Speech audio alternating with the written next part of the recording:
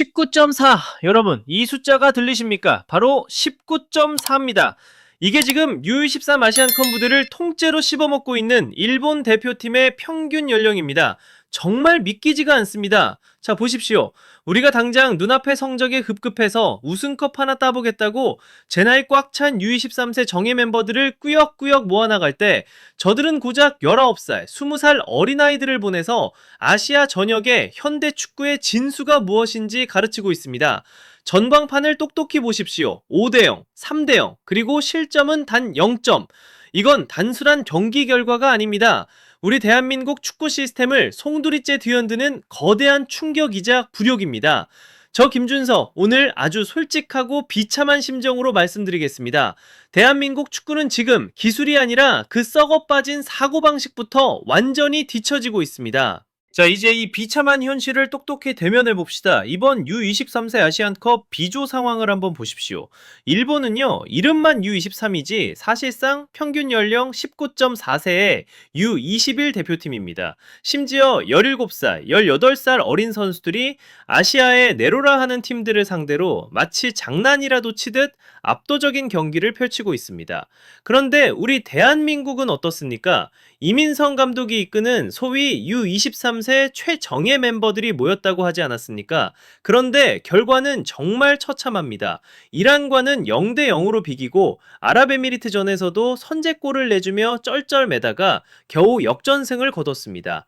아니 도대체 왜 똑같은 대회에서 똑같은 상대를 만났는데 우리와 저들의 수준 차이가 이토록 극명하게 벌어지는 겁니까? 이유는 명확합니다. 일본은 지금 이 대회를 2028년 로스앤젤레스 올림픽을 준비하는 하나의 거대한 실험실로 쓰고 있습니다. 반면에 우리는 어떻습니까? 당장 눈앞의 성과라는 독배를 마시기 위해 선수들을 쥐어짜며 단기적인 목표에만 매몰되어 있지 않습니까? 정말 이대로 괜찮은 겁니까? 자, 이제 본질적인 차이를 한번 논해봅시다. 저는 지금 일본 축구는 거대한 체스판 위에서 치밀하게 수를 읽고 있는 반면 우리 대한민국은 그저 모래판 위에서 힘으로만 밀어붙이는 레슬링을 하고 있다고 확신합니다.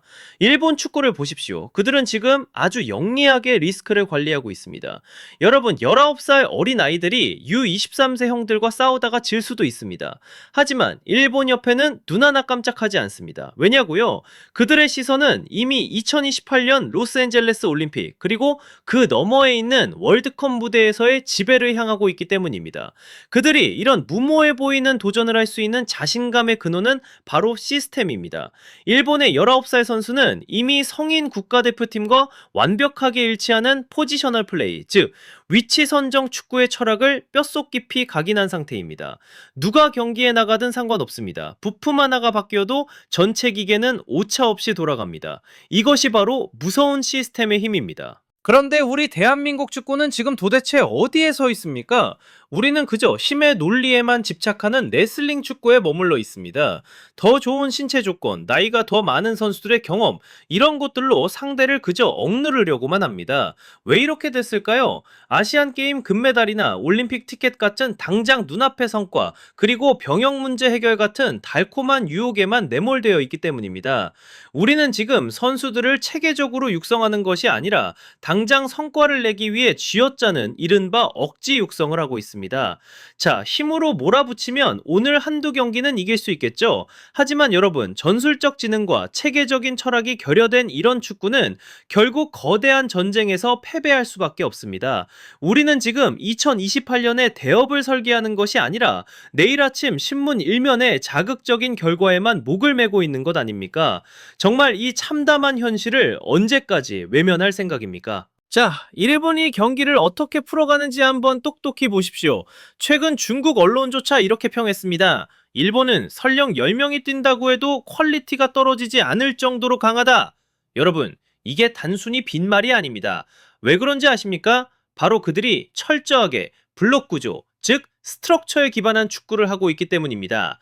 우리가 프리미어리그의 맨체스터 시티나 아스널 경기에서나 보던 그 수준 높은 포지셔널 플레이를 지금 일본의 고작 19살, 20살 어린아이들이 경기장에서 그대로 구현하고 있단 말입니다. 오제키 요토나 사토, 류노스케 같은 선수들이 한 발짝 움직이면 팀 전체 대형이 마치 정교한 시계 부품처럼 유기적으로 따라 움직입니다. 그들은 선수 한 명 한 명이 슈퍼맨일 필요가 없습니다. 그저 시스템 안에서 각자의 위치를 지키며 완벽한 두품으로서 기능할 뿐입니다. 이게 바로 기술의 격차보다 훨씬 더 무서운 지능의 격차, 시스템의 격차입니다. 언제까지 우리는 투혼과 정신력만 강조하면서 이런 주먹구구식 축구를 계속할 겁니까? 일본 아이들이 보여주는 저 소름 돋을 정도로 정교한 움직임을 보면서도 우리 지도자들과 협회는 정말 느끼는 게 없단 말입니까? 정말 이대로라면 우리 대한민국 축구의 미래는 암흑 그 자체입니다. 제발, 제발 정신 차려야 합니다. 자, 이제 진짜 아픈 곳을 찔러봅시다. 이번 사태는요, 대한축구협회 KFA를 향한 거대한 사형 선고나 다름없습니다. 아니, 정말 이래도 되는 겁니까? 우리가 세계 최강 브라질한테 한두 번 지는 거, 그거 실력 차이 인정하고 충분히 받아들일 수 있습니다. 하지만 다른 누구도 아닌 일본한테, 그것도 축구의 뿌리라고 할 수 있는 육성 시스템과 발전 과정에서 이렇게 처참하게 밀리는 건 이건 도저히 용납할 수 없는 굴욕입니다. 정말 자존심도 없습니까? 여러분, 냉정하게 비교해 봅시다. 일본은 지금 황금 세대를 마치 공장에서 찍어내듯 매년 쏟아내고 있습니다. 시스템이 갖춰져 있으니 좋은 선수가 계속 나오는 선순환 구조가 완성됐단 말입니다. 그런데 우리 대한민국은 어떻습니까? 유망주 씨가 말랐다는 비명이 여기저기서 터져나오고 있지 않습니까? 지금 이 상황은 우리 축구의 미래가 송두리째 뿌리 뽑히고 있다는 아주 위험한 신호입니다. 한번 가슴에 손을 얹고 자문해 봅시다. 이제 머지않은 미래에 손흥민 선수가 은퇴하고 김민재 선수가 국가대표 마크를 내려놓는 그날, 과연 누가 이 팀을 이끌고 나갈 것입니까? 여러분, 대안이 보이십니까? 지금 U23세 대표팀의 경기를 보면서 희망을 찾으셨습니까? 글쎄요, 저는 솔직히 암담하기만 합니다. 기술도, 전술도, 심지어 투지조차 일본의 어린아이들에게 밀리고 있는 이 현실이 정말 믿기지가 않습니다. 저 일본의 19살, 20살 어린아이들이 성인이 되어 전성기를 맞이할 10년 뒤를 한번 상상해 보십시오. 그들은 아시아를 넘어 세계 무대를 호령하고 있을 때 우리 대한민국은 그저 저들의 뒷모습만 멍하니 바라보며 과거의 영광에만 매달려 있을지도 모릅니다. 이건 단순한 가정이 아니라 지금 이 순간 현실로 다가오고 있는 재앙입니다. 이건 명백한 행정의 실패이자 비전의 부재입니다. KFA는 지금 당장 이 비참한 성적표를 보고 석고대죄해야 합니다. 언제까지 시스템 탓, 환경 탓만 하며 세월을 보낼 겁니까? 일본이 저렇게 앞서 나가는 동안 우리는 도대체 무엇을 했단 말입니까?